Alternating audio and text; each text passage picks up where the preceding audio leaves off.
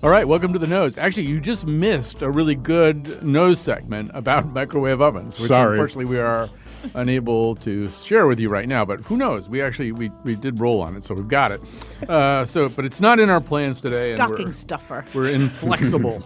We're inflexible about our plans. We must do our plans. And when I say we, I mean Rebecca Castellani, a music writer for the Red Hook Star Revue, Taneisha Duggan, a producing associate at TheaterWorks, and Bill Yousman, professor of media studies at Sacred Heart University.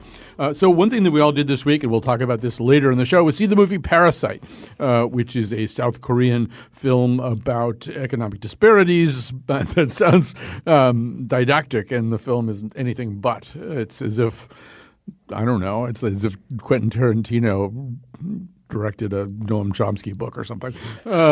Anyway, that's great. We'll come to that. We'll come to that. But at the beginning, we're going to talk about two things. Hopefully, we'll have time for both of them. And a little bit later, we're going to talk about what did you coin the term performative arrests? Or was that in one of the articles we read? It wasn't. Right. Yes, I coined that. So let's give Taneisha Duggan full credit. Performative arrests. So our friends like Sam Watterson, who sometimes even listens to this show, and Joe, of course, led by Jane Fonda and Ted Danson and people like that, they're getting arrested, particularly on these Friday events on Capitol Hill. We'll talk a little bit about that and about Jane Fonda's red coat. But first, we're going to have our umpteenth conversation about cancel culture.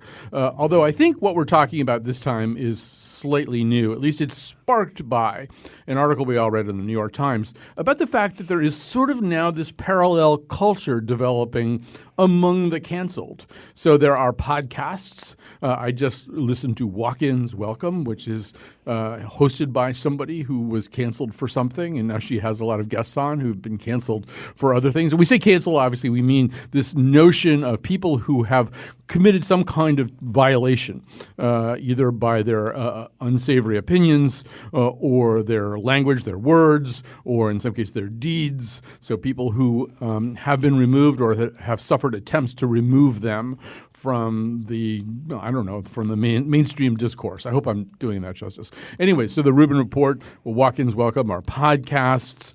There's a publication called The Quillette. There's a book called Galileo's Middle Finger.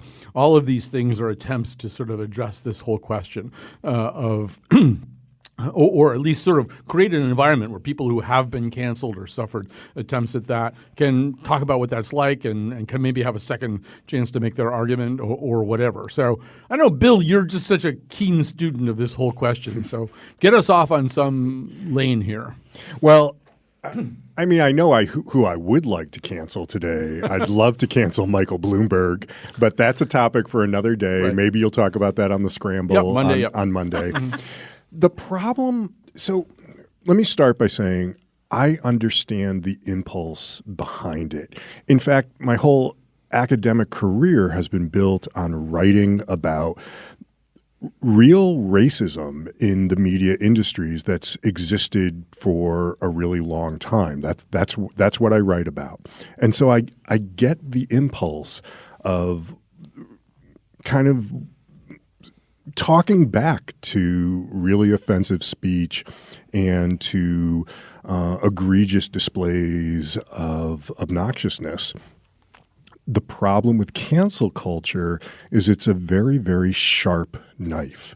And once you start waving it around, you might just end up cutting yourself, because I think every single one of us has done something that we could be canceled for. And what kind of a culture are we going to have if there is such a kind of narrow lane to walk in that people have to constantly be aware of, oh, I can't say this, I can't say that, I have to censor myself about this. So while I understand the impulse, I think it's in our emails, I use the phrase guillotine, and I think there are other ways to respond than to just try to completely silence or push someone off. And as you say, Colin, no one is going to kind of come to some great enlightenment when they're shamed. They're just going to retreat, and maybe they're going to find other like people to ally with. Right. I guess, I was in fact listening to this podcast called Walk-Ins Welcome, and they were talking, the host and the guest were both people who kind of came from the left. And they said, look, when we were growing up, it was the right that wanted to censor various kinds of culture that they thought was either offensive or too transgressive or too openly sexual and in their lifetimes, the shift that they have seen is that more or maybe equal amounts of censoria seems to be coming from the left. You can't say this, you can't say that. That's insufficiently. Sadly, I think that's true. Yeah. So I don't know. Like on the other hand, Rebecca, I'm going to go to Taneisha last because I know where she is on all this.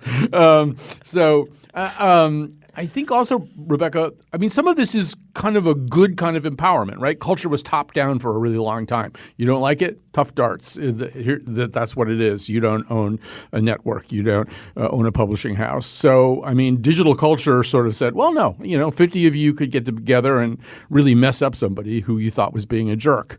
So I don't know. Is that a power that could be wielded wisely?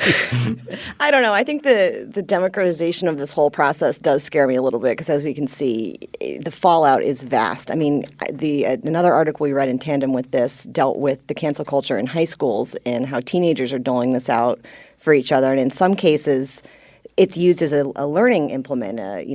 There was what was the phrase they used? It was I'll remember in a minute. But this idea that, you can use the cancel culture to help educate kids that aren't necessarily, getting it the first time when you say, hey, it's not appropriate to use that language and the kid doesn't respond, and then to say, okay, we're canceling you. And doing it in kind of a light, playful way. I can understand how the impetus behind that is pure, but it can be taken to such an extreme that then you have kids, really suffering for it. I think back to my high school experience, and I'm so glad this wasn't a thing. I suffered from terrible social anxiety, and I certainly said and did plenty of things that would have been worthy of canceling me. And I think it would have destroyed me if I had been canceled by my peers in high school. I really do. So I'm probably just too sensitive for the world in general. But this distresses me that the high school kids are doing this to each other. Well, and Taneisha, I think this will set up where you're going. There's another question, and it kind of gets raised in the New York Times article we read, which is like, ultimately, which group do you want to go stand with? The people who are kind of funny and causing a lot of trouble, or the people who are saying, oh, no, you can't do that. For the most part, a lot of us do gravitate over towards that area where people are exploring stuff. Maybe. I love words. I'm a thesaurus junkie.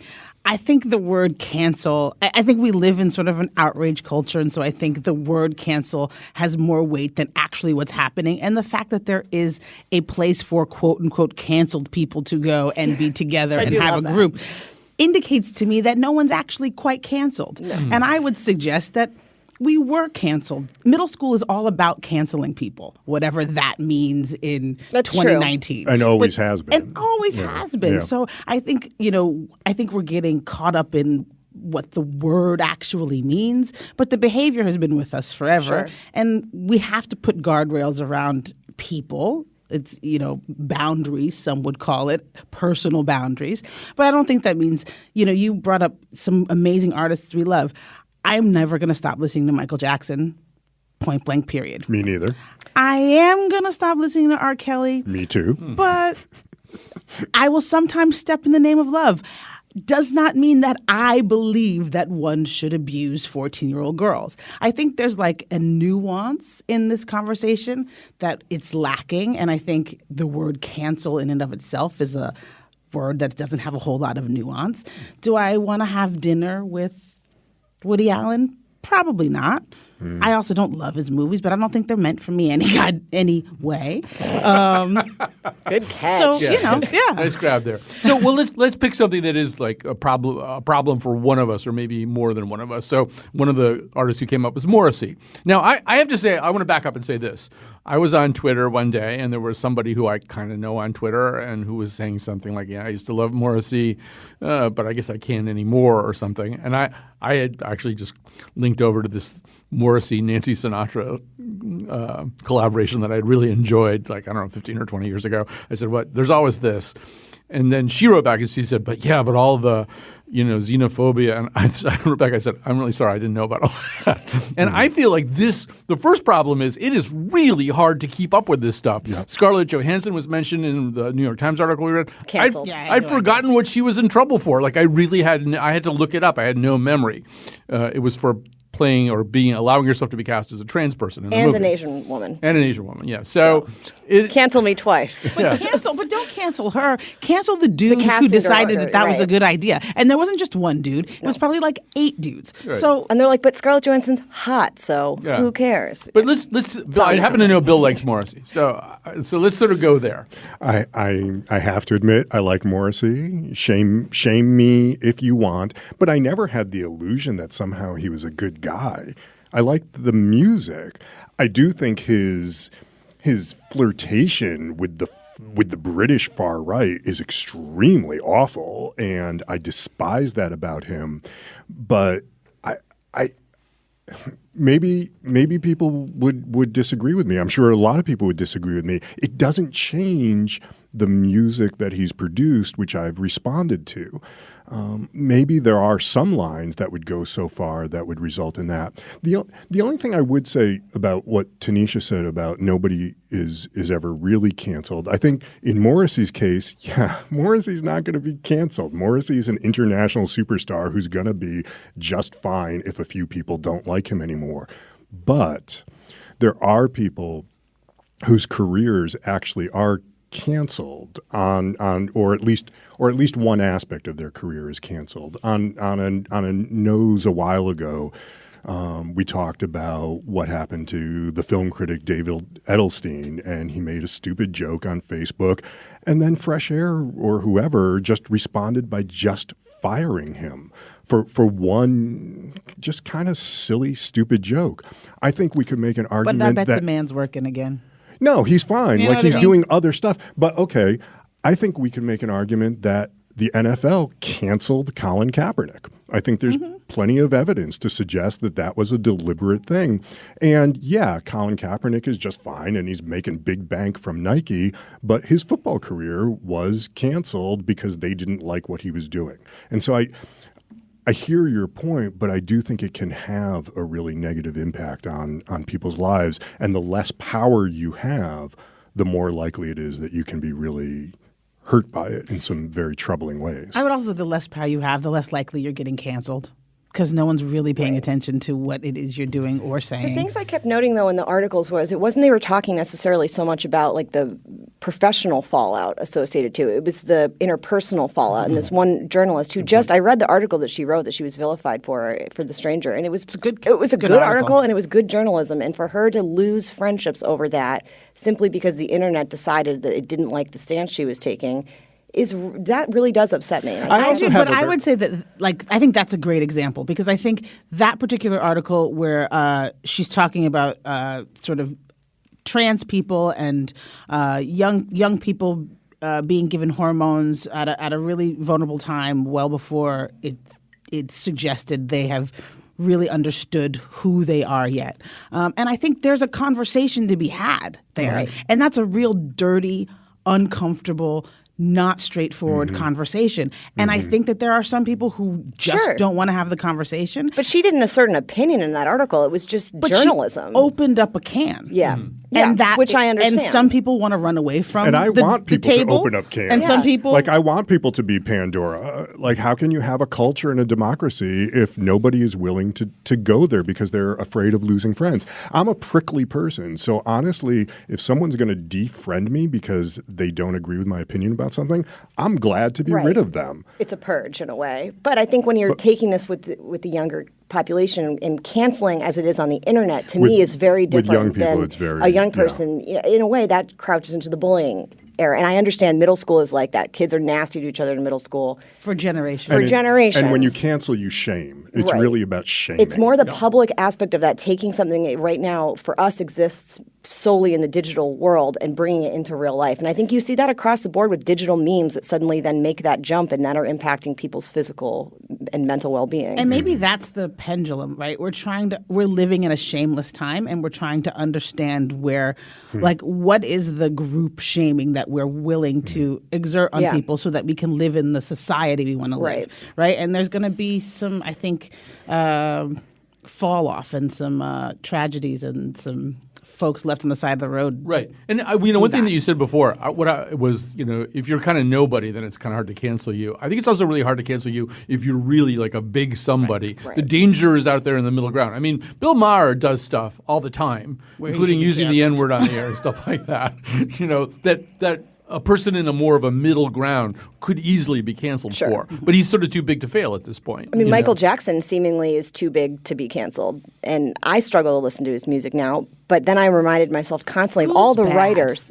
I mean, think about every writer I admire from, modernity and backwards has done or said something completely unsavory that counteracts my experience with the art. And I think this art versus the artist question comes down to an issue of, like, where does your line? Like, where is something It used to be that, like, artists were the sort of savages. Yeah. And we just sort of assumed that they were terrible people. Yep. And Ezra we didn't Pound's expect a Nazi them. now. And I don't know, how we got to – well, I do know how we got. But I think it's interesting that we are now asking people – to be perfect, which feels odd. I was actually, it's funny that you say that, because I was emailing a friend of mine about something that I like, just a perspective I wanted him to have, because I knew he wasn't feeling too great about something. And there's this Ezra Pound quote that I love. Problematic fave. That. Right. So the one I wanted to do this, what thou lovest well remains, the rest is dross. What thou lovest well shall not be reft from thee. So I began it by saying, it's too bad that he was crazy and a fascist and an anti-Semite, because he got a lot of other things right. And then I put the quote in there. But it's kind of like you now have to post. Predicate. Right, like, I do not subscribe to these beliefs in their entirety. But I don't know what else you do, because we do know things. I mean, it's impossible to regard Ezra Pound neutrally at this point. I've written both my graduate and undergraduate works on T.S. Eliot, and he was somebody that was notoriously anti-Semitic, and it became increasingly difficult for me to evaluate the art without. And part of T.S. Eliot's Louvre is this tradition in the individual talent that the artist must surrender to the art if the art's going to have any meaning. And I think that he really kind of leaned into that and was like, who I am as a person can be completely extracted from this. And yet, when you're studying the whole person, the impetus behind that output, it comes into the picture. You can't help it. Miles Davis created what I think is the greatest jazz music that's ever been created across a range of subgenres, and then sometimes left the recording studio and committed terrible acts of domestic abuse. Yep. Yeah. What do you do with that? You're right. Right. All right. Well, one thing we could do is arrest everybody. I'm trying to make a segue here. We could arrest everyone. We could arrest everybody and then gradually release them, depending on how innocent we thought they were. With it. So, no, that wasn't a good segue. We've kind of done the experiment of arresting everybody. It hasn't worked out too well. No, it doesn't work. So, no, I was trying to make a clumsy segue to something that is happening right now. It might even be happening right now, because it's Friday. And if it's Friday, that means Jane Fonda is getting arrested. She, I believe, is up for her 5th consecutive arrest today as part of a coordinated act of disobedience that I think was sort of started by Greta Thunberg, the very young environmental activist. But it is now the case that famous people go up on Capitol Hill and participate in demonstrations and wind up in zip-tie handcuffs. And for some reason or other, Jane Fonda, because she's also announced that she's bought the last piece of clothing she's ever going to buy in her life, and it's this red coat, and she gets arrested in it. So I don't know. Yeah, so I'm going to go to the person who coined the phrase performative arrest. Trademark. Take it away. I call it that because let's be real. The only people who are being performatively arrested look like Jane Fonda and her ilk. So, and my guess is, the zip ties and all means it's easily untied, and they are getting home for Friday night pizza. So I wonder, I think, what it actually is doing for the cause that she is for climate change. I think Jane has made her career and her fame off of being a political charge, and I think she wants to go out in a blaze in her red coat, storming the Capitol steps. But I'm not quite sure it actually has any effect other than showing up on Us Weekly every week, which is fun, but not necessarily fruitful. Yeah, I don't know. I don't know whether I think that's well. Anyway, let's go around the table here. So, Bill, you take it. So, I think that one thing we should think about is that activism is always performative. I think a protest is a performative act, right? That's the whole point. We're protesting as a performance in order to bring attention to something. To me, the interesting question here is whether celebrity involvement in these kind of things is productive or not productive. The right tends to really despise these Hollywood liberals who they see as dilettantes who just get involved in something because it's the cool thing to do, and then they go home to their, multi-million-dollar mansions. Jane Fonda is a real activist, and she's been a real activist, and she's been despised by the right since the Vietnam era. And so she lives in a multi-million-dollar mansion. I think this is something that she actually really cares about. And celebrities are also human beings who I think have the same right to get involved in these things as we do. And if the fact that they are celebrities can help to bring attention to a cause, then I'm all for it. I'll go back to Colin Kaepernick again. The fact that he was Colin Kaepernick helped to spread the message that he was trying to spread to a range of people who probably had no idea initially what he was kneeling for. Still don't. Well, some still don't. You're right. Yeah, I think it's somewhere in the middle for me. I certainly was drawn to this story, not for anything other than this really cool red coat and Ted Danson in his cute little newsboy cap. And I was like, well, this is fun. And then I realized what they were protesting for. And climate change is less fun.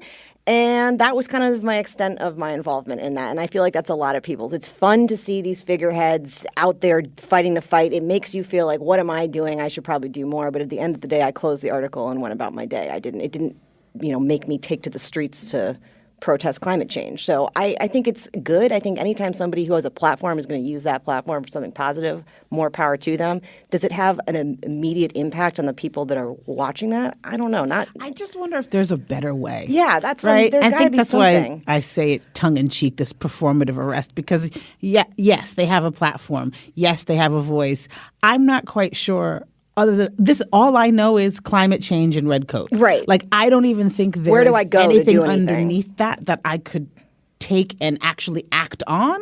And so I think there's a yes and. Yeah. Awesome, be there. Yeah. And what else? A both and. Yeah. So that's how I feel. First of all, I want to say that I was driving around on Friday afternoon last week, and you come out of a store or something, you turn on your car and the interview's happening and you don't know who's talking for a second and there's this kind of croaky sounding voice and I'm thinking, who's that talking to Mary Louise Kelly or whoever? And then it turned out to be Fonda. And a couple of things happened in the interview. One of them was, and I just know I could put myself in Mary Louise Kelly's place, because when you get somebody who's really famous, you're sort of always feeling like they want to go. They're tired of this already. And so she starts to wrap up the interview, and Fonda goes, "Can I say a few more things?" Oh. And she goes on, and she has some pretty substantive things to say. And I think that stuff sometimes can get bonded with stories and narratives, and we like stories and narratives. So this red coat, she bought it on sale at Neiman Marcus. She says it is the last item of clothing she is ever going to buy. She wanted it because she wanted something that would be kind of attention-getting and symbolic as she goes on this crusade. On some of her arrests, she said, usually it's a misdemeanor. It's $50 and you get out and you go home. She goes, but on one of those occasions, she was in jail for 20 or 22 hours. She wound up lending the coat to a woman who was cold in the cell because it was really cold there. She wound up taking the coat back from the woman because it turned out there was no mattress to sleep on and she wanted to sleep. So she slept on the red coat. And she said, one thing I just learned getting arrested is there aren't the kind of mental health support services. And, the people who are in there are often I'm paraphrasing here, but she's basically saying something we know, which is that one of the ways that mental illness is treated in this country is by arresting people. And people are on the streets and they're in jail and there just aren't places where they can actually get any help. And she's sort of seeing that. So that becomes part of the narrative. And, it gets more attention than if you or I say it because it's Jane Fonda. So I think it's good. I think it's 100% good. And I think those symbols can be really, really powerful. I think that, symbols are what people remember and they resonate with them. And I think about John Carlos, doing his Olympics protest, and they came to the platform barefoot, and they did all of these kind of things that had this historical resonance, and they raised their fists, and that was an image that has stayed with us through centuries. Not through centuries. What am I talking about? Through decades. Feels like centuries of the last decade. Yeah. But and I'm not saying that Jane Fonda's red coat is the same as John Carlos's raised fist. But I do think that there can be kind of these powerful protest symbols that do make a little bit of a, because it's all about chiseling in that little crack in the crevice, and then that crack can be expanded. The Fourth Estate is a distinctly different beast, also, right? Now? Like you right. Yeah. I mean, you got a chance The to hear 1960s. the things underneath Jane Fonda's protest by virtue of the very narrow place in which you hear and consume media. True. The mass media is literally just the coat and the zip ties. But that's why she does does nothing it. under. Yeah. Right, but they're not going to do anything else. Like Yeah. it's going to live there, and then it becomes a meme. Yeah. And it becomes, and that's how I white consume noise. stuff for the most part. Is I'm not, taking in everything every second of the day. I found that to exist in the world right now, I cannot do that and go about my day. So things trickle down to me through memes. And then, I think there's got to be an evolution, right? Let's assume that we keep going this way. Yep. That we understand things in a bite-sized picture.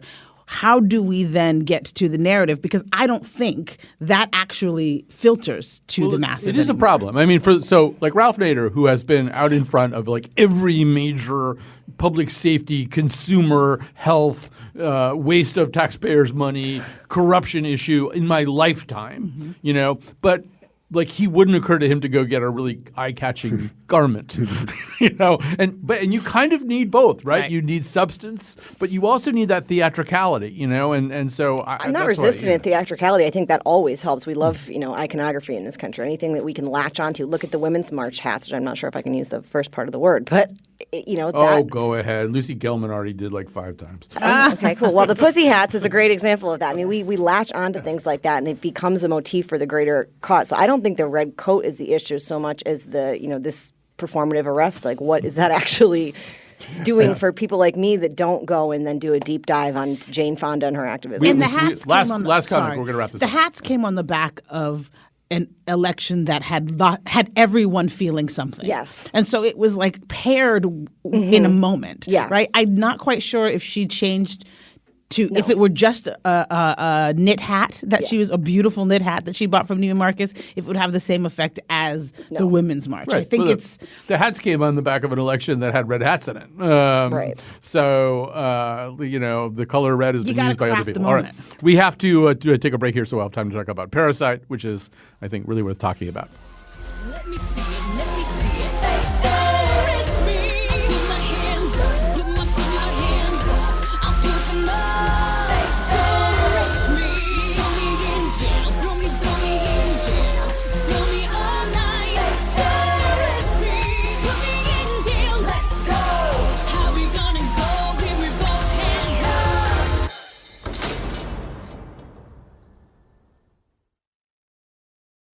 All right, we're back. We're going to talk about Parasite. We're not going to play a clip because everything in the movie is in Korean, and also they're swearing all the time in Korean. So, but it is its first day is in wide releases today. It's in 603 theaters. It's already grossed $7.4 million domestically, and I think over $100 million worldwide.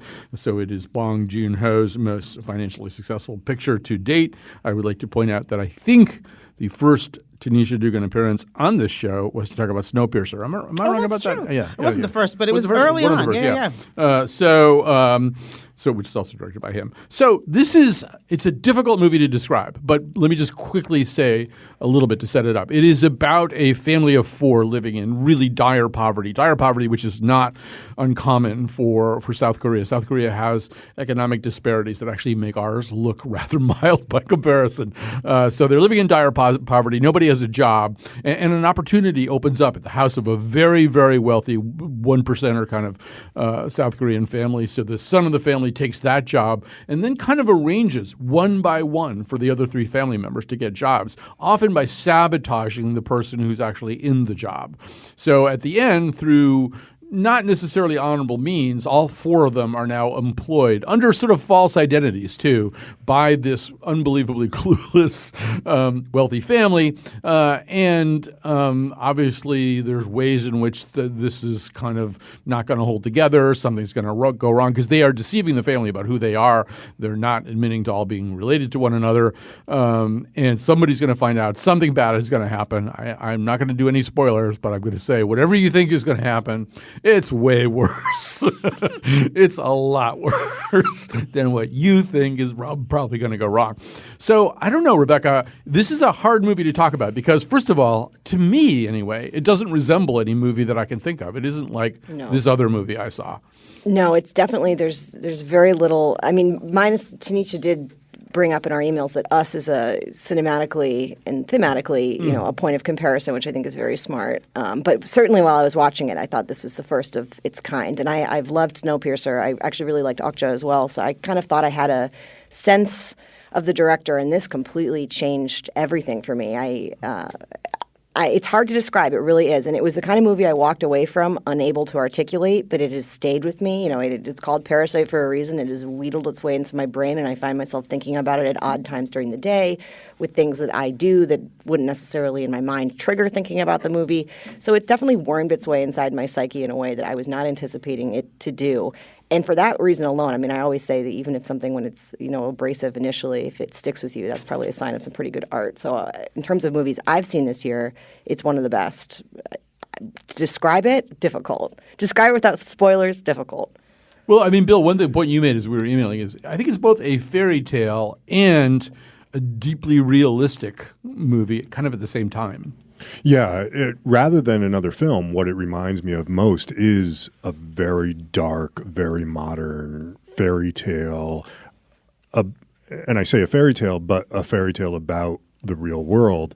The reason I say a fairy tale is part of what happens, and this, I don't think this is really a spoiler, is that a friend gifts the son this large, heavy, decorative rock. And then the son betrays him. And that sets all of the rest of it into motion with some very, very negative consequences for the betrayers. And then bit by bit, each member of the family gets pulled into this.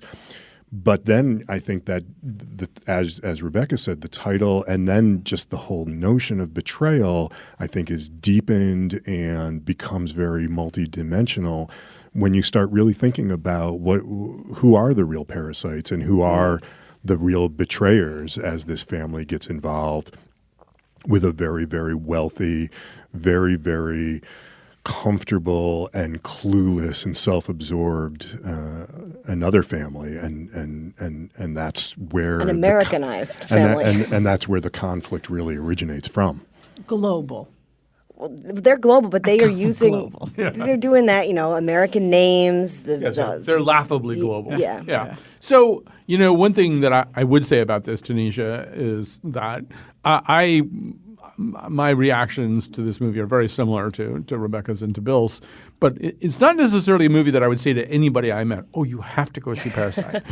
You absolutely have to go see this movie. You're really going to enjoy it a lot. No. I mean, I wouldn't really be on that kind of footing with this movie. No. Yeah, it's so funny when it was floated that this was the sort of big topic for the week. I had DM'd Jonathan, one of the producers, Instagram post from Questlove because he had posted how amazing the movie was, and in the comments was Chris Rock saying exactly the same thing. And I just thought to myself, okay, well, now I'm intrigued to see this thing because here are these two sort of culture icons really giving an endorsement for this movie. Let me go check it out.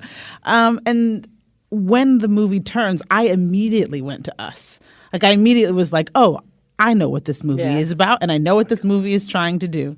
And so for that, it is of a trend. I think it is appropriately equal to us. I just should quickly say, she's talking, and Rebecca was talking about the Jordan Peele movie Us. Yes. Which could be a little bit confusing Sorry. to people. As opposed to us sitting at this talking. And the more, Pronouns. the more you think about it, the more of those kind of connections there are. Yeah, and because of that sort of connection for me, I was like, of course it's going to be seen throughout the year at the award shows, and of course it's going to be given.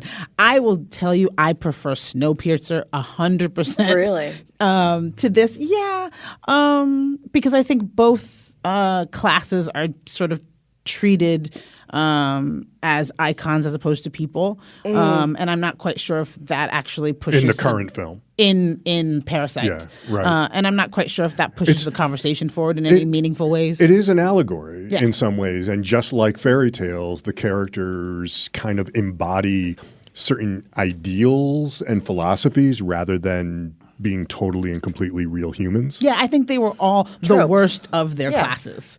And that, to me, in the same way as cancel culture, I have a think lot of the empathy nuance of it was lacking for me. I do have a lot of empathy for the son, though.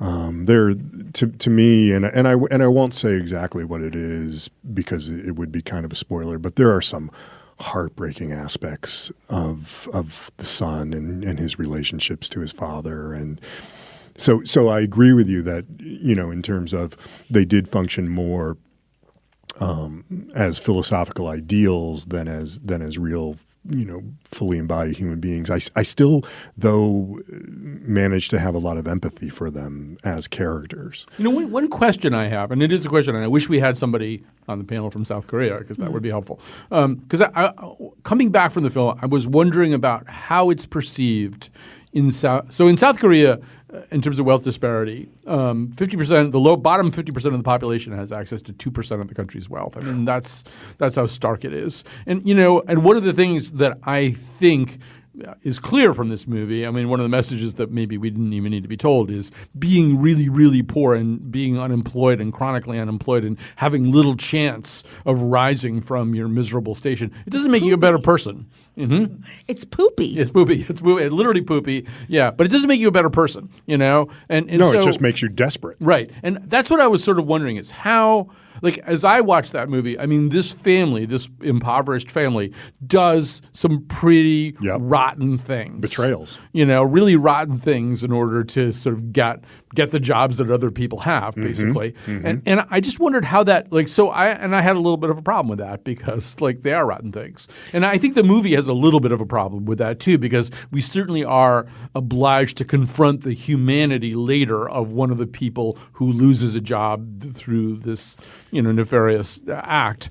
But I just wondered whether a South Korean audience would go, well, yeah, sometimes you just got to do stuff like that because otherwise you're going to be, I don't know. And America is moving in that direction. It's not as stark yet, but that is the trend. That's the direction we're moving in. And look, in the film, they betray members of their own class. But that's exactly how capitalism works. It turns those who are on the outside against each other because then they don't unite to turn against those who are in power.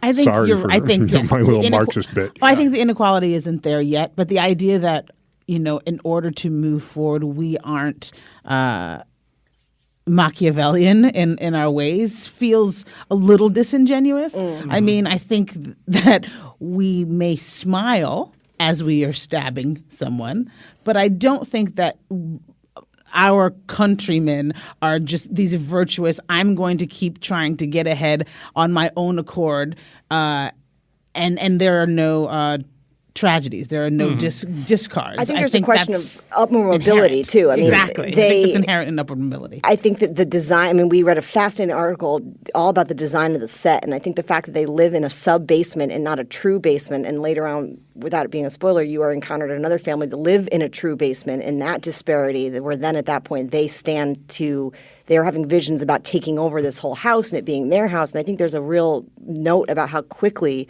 greed can imbue you with all this justification to continue on a path. At that point, they're making a lot of money. More money than they've made folding pizza boxes, which is the first scene in the movie.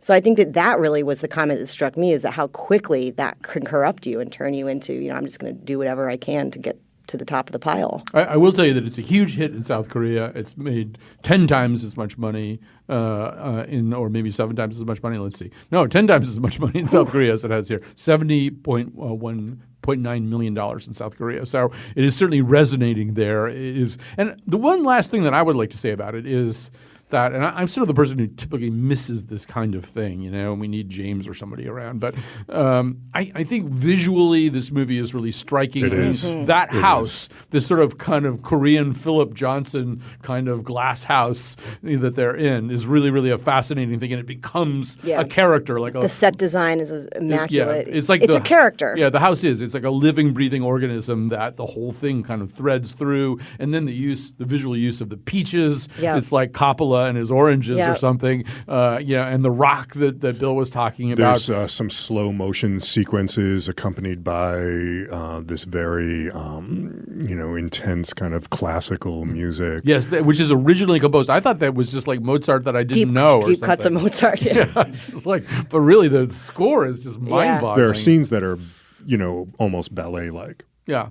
And scenes that tap into that traditional horror motif, which when I watched the trailer, I was expecting a proper horror movie, more like Us. I think Us definitely had more elements of typical horror that I look for in a horror film, and I don't like scary movies. So I was on the edge of my seat anticipating it to take that turn into true horror, and there's it a never certain did. point where you think it's going to, and then they And that had me change on the edge of my seat more so than if it had been a slasher film the whole way through. It's a long foreplay. Yeah. Right. But they're both movies are also very funny, and they rarely give up on being funny, too. I mean, I was laughing well into, some of the horrible stuff. Would you in call Us. this a comedy or a drama? I don't think you would call it anything. You would kind of, In the little blurb in the newspaper, or I'm an old guy, on the web, it says dark comedy thriller. Yeah, I was going to say the previews would have you suggesting it's a horror or a thriller. But that's It's not so much more than like that. the previews before the movie. Yes. Would say. Yeah. Yeah. Oh, yeah, Right. yeah. Right. And I was all nervous about that. I'm like, great, I'm going to be watching this movie behind my eye, fingers. This is going to be the worst. But it was not that at all. So. All right, we should probably stop here. But the movie is Parasite. It's playing in theaters all over the place. It's in wider release now than it was last week. So you should have no trouble seeing it.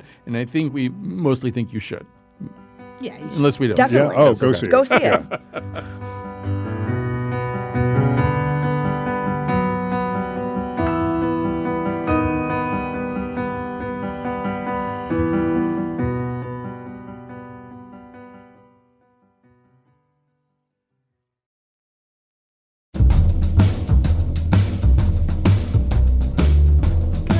Hi, my name is Da Song. Chion Wolf was very sick. She was coughing and coughing, so I gave her some peaches, and they just made her cough even more. Anyway, producer Jonathan McPants isn't answering his phone, so my friend Ki Woo came in and produced the show, and I'll continue to do so. The part of Bill Curry was played by my uncle, Lee Sun Kyun. On Monday, Ki Woo will also be producing The Scramble, news from politics and sports. And now, back to Colin. All right. Before we do endorsements and recommendations and things like that, I want to remind people, if you haven't been reminded enough already, that our 10th anniversary party for the Colin McEnroe Show will be Wednesday of next week at Black Eyed Sally's. Tickets are $25. You can includes like a drink and some food and stuff. And so get your tickets now right at the WNPR.org homepage. And you can see a little place where you click and get those tickets. And we'd love to see you there. It's really we're mainly doing this because we want to see the listeners and stuff. And you probably want to see some of these fascinating nose people as well. And a lot of them will be there, although I don't think Bill will be. I'll be in Baltimore. Anyway, please do that. And now it's time to make some recommendations, endorsements, and stuff like that. I'm going to say Taneisha for last because a lot of times hers are really interestingly abstract. Philosophical. I don't want to put a lot of pressure on you, but so I've Rebecca, got two light ones. Okay, don't worry. My first one is an app endorsement. This is a nerdy app endorsement. It's an app called BirdNet. Quite simple, BirdNet. It's by Cornell Labs, and what it does is you can hold it up, and it will record the song of a bird that you are hearing in your backyard, and then it will tell you what that bird is. So it's Shazam for birds. It's Shazam for birds, and it's amazing. I've been amateur bird watching my entire life, and identification by song is something that has eluded me until now, and it's really helping me learn some more songbirds. So BirdNet, nerdy but great. Not Bird Note. Not bird. No, I know, missed opportunity. I thought, but whatever. 'Cause Cornell's not in the game of puns. And my second one are two books I read over vacation recently. They're light but really well written. They're by Madeline Miller. The first was Song of Achilles and the second was Circe. And they both were lovely reimaginings of these Greek myths we all know so well and love. And I think she did a beautiful job with them. So if you're looking for something relaxing to read, check those two out. Circe's getting all kinds of love all of a sudden. Yeah. So somebody else did one. Yeah. It's really Circe good. endorsement, I really yeah. liked Circe. Song of Achilles was great, but Circe was really exceptional. All right, Bill, what have you got for us? This is always the hardest part of the show from me, just because I feel like there's so much. The political world is in shambles. The environmental world is worse. But I think the cultural world is like really thriving and kicking it. This is going to be it's going to sound a little bit like an advertisement. I think HBO is killing it again on Sunday nights. So good. Watchmen is my So new good. favorite show. I think it's so great. But it's not just Watchmen. I think even, as late in its career, Silicon Valley is still really sharp, really poking a finger in the eye of big tech. And then the new show, Mrs. Fletcher.